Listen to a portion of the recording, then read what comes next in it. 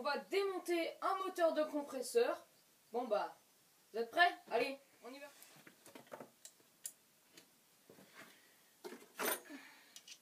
Pour ceci, je prends un tournevis pour les embouts. Je prends un embout Philips 2, cruciforme si vous préférez. Et je démonte les vis.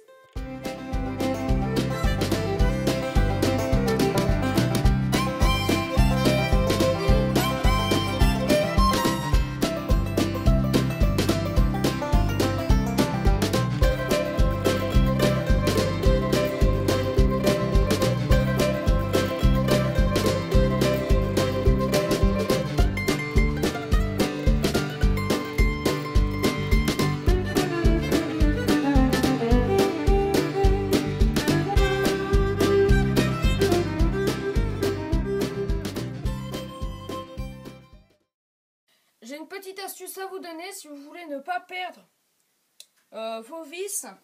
Vous prenez, alors je ne sais pas si vous voyez, un aimant, c'est un gros aimant. Vous le posez sur votre établi et vous mettez les pièces qui vous intéressent dessus. Et là, elles ne devraient pas bouger. Allez, on continue. Maintenant, je prends un jeu de clés hexagonales pour démonter les vis qu'il y a juste ici. Pour que les clés rentrent bien dedans, je tape un peu avec le marteau.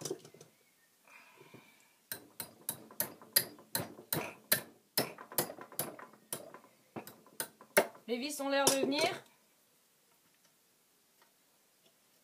Sachez que si les vis ne viennent pas, vous pouvez mettre un peu d'huile ou de dégrippant.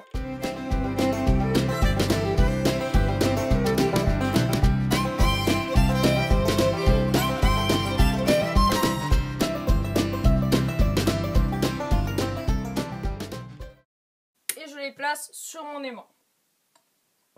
Il reste encore 4 vis. Les amis, il y avait 4 vis à enlever, donc je les ai enlevées. Là, 4 grandes vis que vous voyez sur l'aimant. Donc maintenant, on va ouvrir pour voir ce qu'il y a à l'intérieur. J'ai hâte de découvrir. C'est bon. Tac, voilà. C'était comme ça à l'intérieur. Là, rien d'intéressant. Non, je vois rien d'intéressant.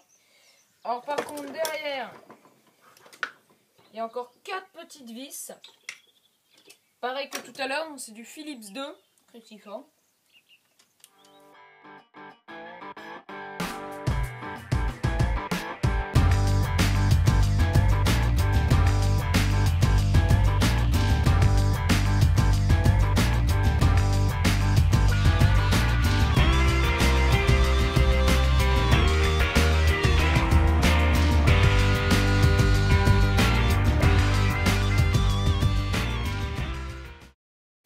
Petite astuce, souvent, surtout qu'aujourd'hui on est en confinement, souvent les vis, elles sont réutilisables. Ouais, il y avait de l'huile. Il y a encore pas mal d'huile. Le joint, là. Donc, un bon joint. Tout propre. L'huile, ne la jetez pas dans la nature. C'est pas bon du tout. D'accord? Nouvelle astuce, vous prenez un vieux bidon d'huile, prenez le cutter, vous découpez, et comme ça, ça vous fait un bidon récupérateur d'huile. Voilà, nous sommes de retour, donc j'ai découpé mon bidon, il reste un fond d'huile dedans, et je vais vider l'huile dedans. Voilà, j'ai fini de vider l'huile qui était dans le moteur du compresseur. Ce que je propose, pour éviter de tâcher tout le reste des choses qui est à côté, c'est de remettre le cache en serrant bien. Comme ça, s'il y a de l'huile, un fond d'huile qui reste dedans, ne nous tombera pas dessus et on ne salira pas l'atelier. Il s'agit maintenant de démonter le petit boulon qu'il y a là. Voilà, j'ai enlevé le boulon. Le petit moteur blanc qu'il y avait derrière était cassé. Donc, Voilà. Le boulon, je le fixe quand même ici.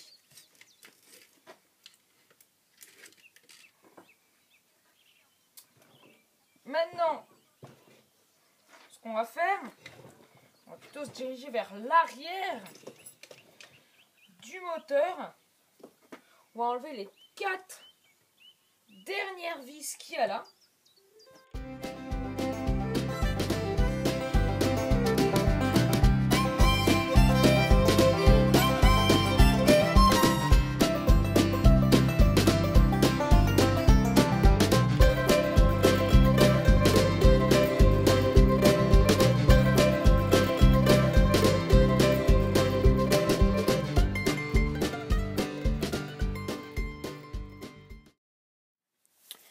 Voilà les amis, j'ai sauté quelques étapes.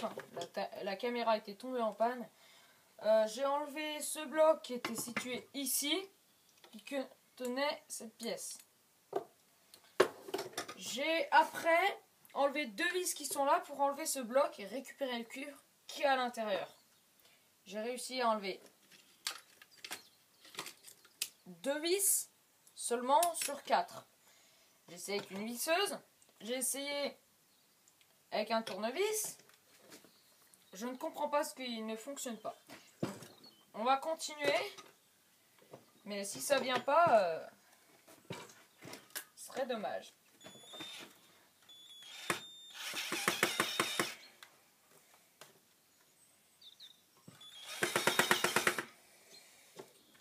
J'essaie de visser la vis pour dégripper.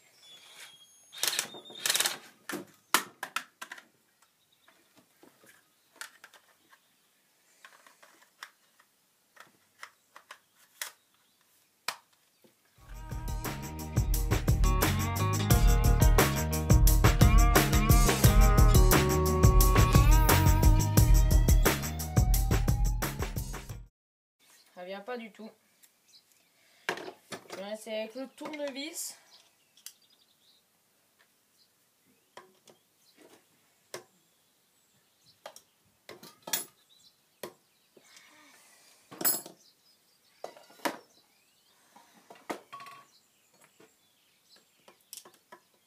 Bon, il y a une petite vis à côté. Je vois qu'elle est aussi grippée que les autres. J'ai enlevé ces câbles. Ça me gênera moins.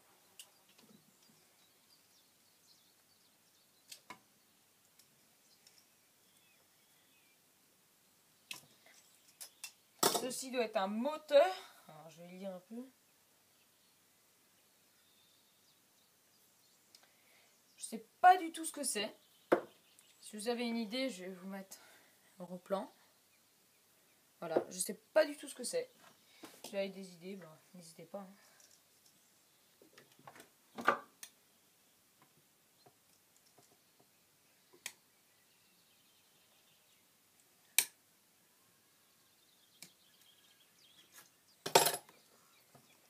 Donc là, ça, il y a plein de câbles, pas où ils sortent.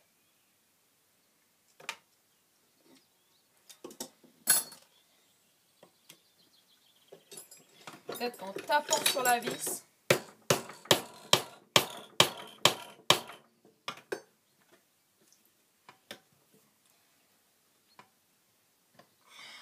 c'est presque venu. Je vais rester avec la visseuse. Certes, j'appelle ça une visseuse, mais ça dévisse aussi. Hein, c'est...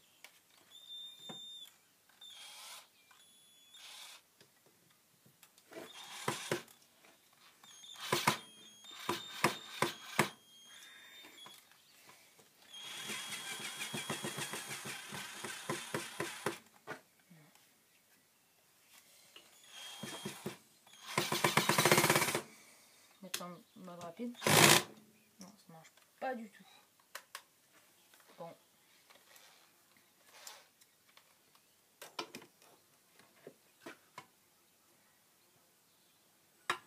Peut-être qu'en frappant un peu ici.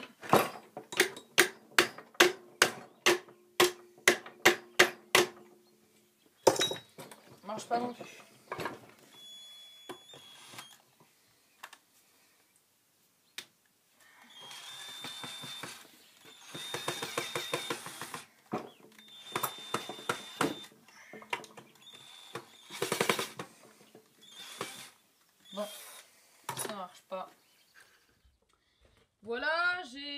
cherché un peu et j'ai réussi à trouver quelques informations pour enlever ces vis.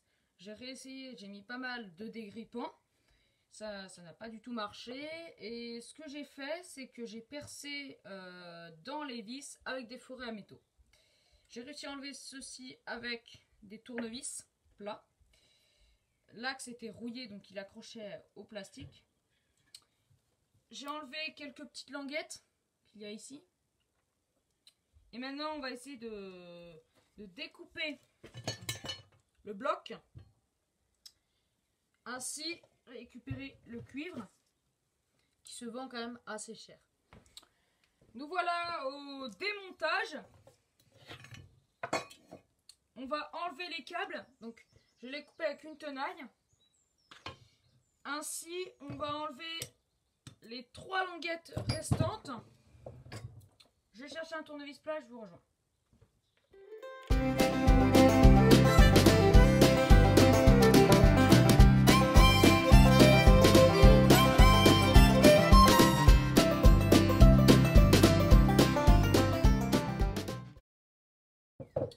Et une languette d'enlever. On en a enlevé 2 sur 4.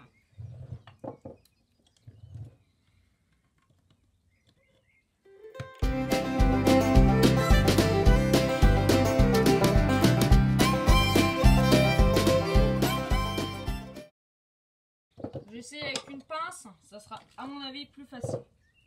Vous pouvez utiliser une pince à bec plat si vous voulez, comme celle-ci. Celle-ci c'est plus une pince multiprise qui peut être réglable. Vous voyez, là c'est petit, là c'est grand. Vous allez utiliser une tenaille qui va être plus facile pour ce genre de choses.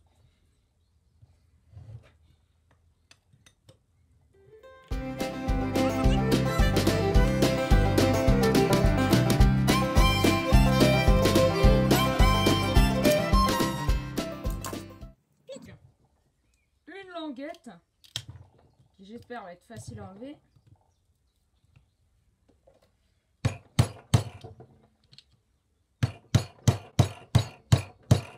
Alors évidemment on ne prend pas comme ça un marteau, il vaut mieux le prendre sur le bout, vous aurez plus de force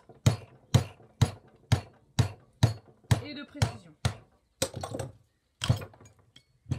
Voilà, la dernière languette est enlevée. Je vais les mettre dans un seau. Ce seau partira à la poubelle. Maintenant, je vais couper tous les petits fils qui retiennent le cuivre. Je pense que c'est pas un moment très intéressant, donc je vais couper la vidéo et je vais vous reprendre après. Voilà les amis, j'ai pas réussi à enlever complètement le cuivre. Donc je l'ai fait à la meuleuse. Elle est juste là, elle est encore branchée. Et voilà la récolte de cuivre. Je pense que je suis autour d'1 kg. Donc franchement...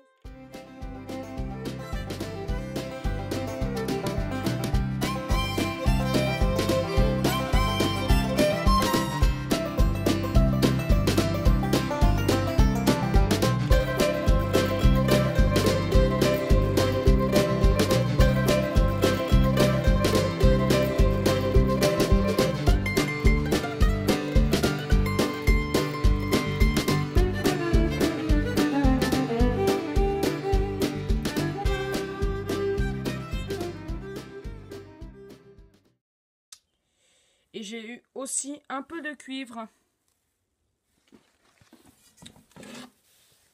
Voilà tout le cuivre. Je dois tourner entre 1 kg et 2 kg. Voilà, donc si la vidéo vous a plu, n'hésitez pas à liker, à commenter et à vous abonner.